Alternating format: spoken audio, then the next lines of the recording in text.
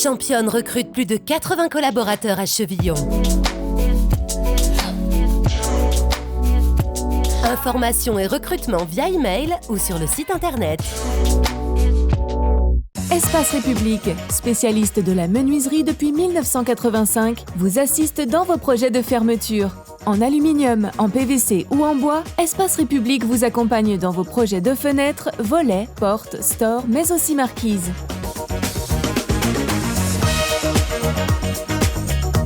Venez découvrir le showroom et échanger avec l'équipe au 88 avenue de la République à Saint-Dizier.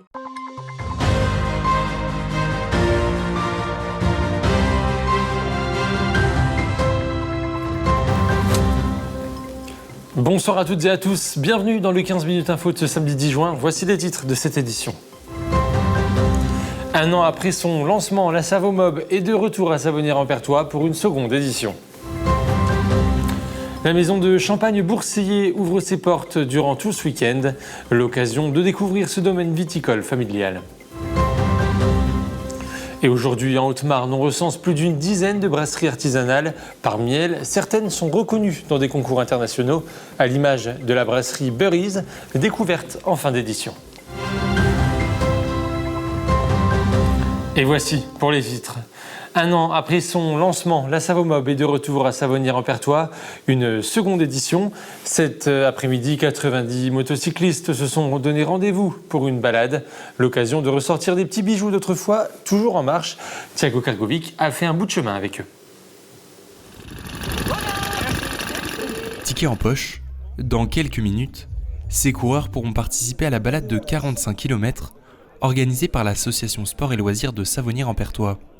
Ils sont 90 pour cette seconde édition de la Savomob, soit 30 de plus que l'an passé.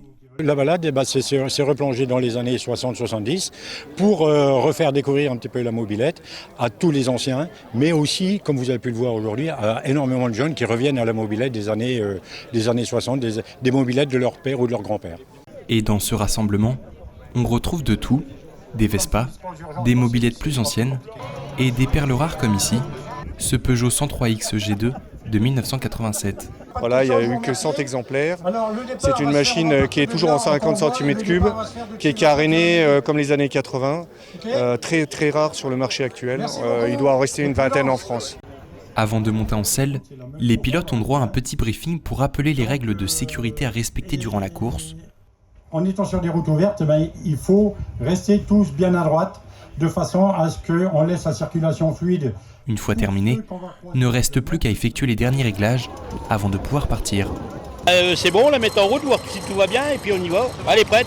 Pas de compétition pour eux, mais bel et bien du plaisir, l'occasion aussi de ressortir de vieux engins et sillonner les routes de la région avec. L'objectif c'est passer du bon temps et voilà, une bonne journée, boire un coup avec les copains après tout ça et voilà. Objectif, s'amuser. C'est régulièrement qu'on sort avec des vieilles machines pour les faire revivre et puis pour profiter des belles petites routes meusiennes aussi, parce qu'on a quand même de belles routes chez nous. Sur leur plus belle monture, ils rejoignent la ligne de départ place de la mairie. Le motoclub des Balboches de Chamouillé se charge de les escorter avec d'autres bénévoles durant la course. Une fois sur place, le maire de la ville attend les coureurs, drapeau à damier à la main, s'apprêtant à donner le top départ. Ça y est, les voilà désormais partis.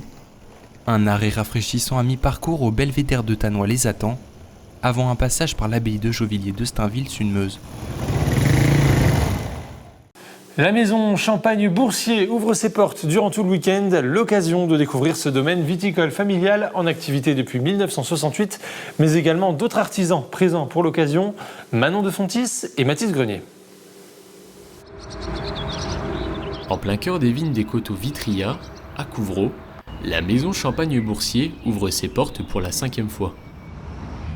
Ratafia de champagne, blanc de blanc ou encore rosé, au total, 5 champagnes dont une cuvée millésime composent la gamme produite au sein de cette exploitation familiale.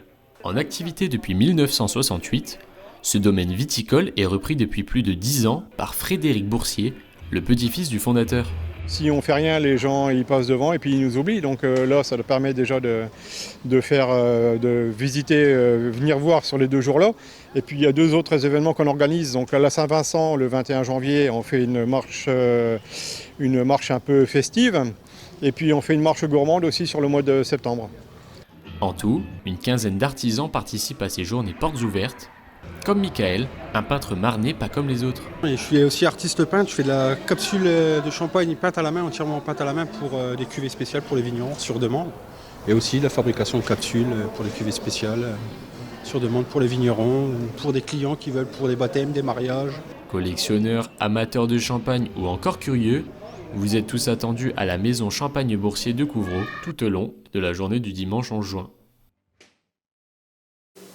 Aujourd'hui, en Haute-Marne, on recense plus d'une dizaine de brasseries artisanales. Parmi elles, certaines sont reconnues dans des concours internationaux, à l'image de la brasserie Beurise, médaillée au Salon international de l'agriculture à Paris, ou encore de la brasserie artisanale de Vauclair, récompensée récemment au concours international de Lyon. Rencontre avec ses brasseurs, signé Manon de Fontis. Chaque jour, plus de 2000 litres de bière sont produits au sein de cette brasserie artisanale, créée il y a plus de 20 ans près de Chaumont et facilement reconnaissable avec sa chouette. Ni pasteurisée, ni filtrée, la brasserie de Vauclair commercialise 9 bières différentes appelées choux, blanches, rousses, brunes ou encore blondes. Leur particularité, une eau de source naturelle, captée en 1550 par les frères de Vauclair et qui alimente encore aujourd'hui la brasserie. Voilà, donc là on était sur l'étape d'ébullition, donc c'est au moment où on va ajouter les houblons. Donc il y aura 2 houblons, un houblon amérisant et un houblon aromatique. Donc là à cette heure-ci on a mis un premier houblon amérisant qu'on va laisser pendant 1h15. Et 5 minutes avant la fin d'ébullition, on va ajouter 2 autres houblons et aussi du gingembre pour notre bière blonde. Bien implantée sur notre territoire, environ 80% du chiffre d'affaires de la structure est réalisé en Haute-Marne. La chou n'a donc plus rien à prouver.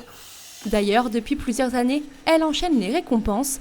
En 2022, la chou brune a reçu une médaille d'or au World Beer Award et cette année, 3 de ses bières ont été couronnées par une médaille d'argent au concours international de Lyon. On a une levure belge qui est cultivée ici sur place tous les jours pour avoir un goût unique, inimitable. Et après, donc les particularités, ça va être l'équilibre, je voudrais dire, pas trop d'amertume. Voilà, donc c'est vraiment la bière traditionnelle. La chou n'est pas la seule bière haut-marnaise à tirer son épingle du jeu. D'autres la tirent également, comme la brasserie Buris installée à Beurville près de Colombey-les-Deux-Églises. Bière ambrée, blanche, blonde, à la framboise ou encore au barbecue. Dans son exploitation agricole, Aurélie produit depuis 2 ans une gamme diverse et variée avec l'orge de la ferme familiale. Et son savoir-faire a déjà été récompensé puisque pour sa première participation à Paris, au Salon international de l'agriculture, sa bière à la framboise a reçu une médaille d'or dans la catégorie bière aux fruits rouges. J'étais étonnée parce qu'en fait la veille, j'avais cherché sur internet et j'avais rien vu du tout. En fait, j'avais pas regardé dans la bonne catégorie. Il n'y a qu'après que j'ai compris que c'était la médaille d'or. J'ai dit bon bah c'est bien, je fais pas les choses à moitié, quoi. Actuellement, Aurélie produit 80 hectolitres à l'année et espère pouvoir doubler sa production dans les années à venir. Et c'est la fin de cette édition. Merci à vous de l'avoir suivi. Dans un instant, les prévisions météo de demain. Prochain point sur l'information, ça sera lundi dans votre 15 minutes info à 19h. Restez avec nous, l'information continue sur Puissance Télévisions.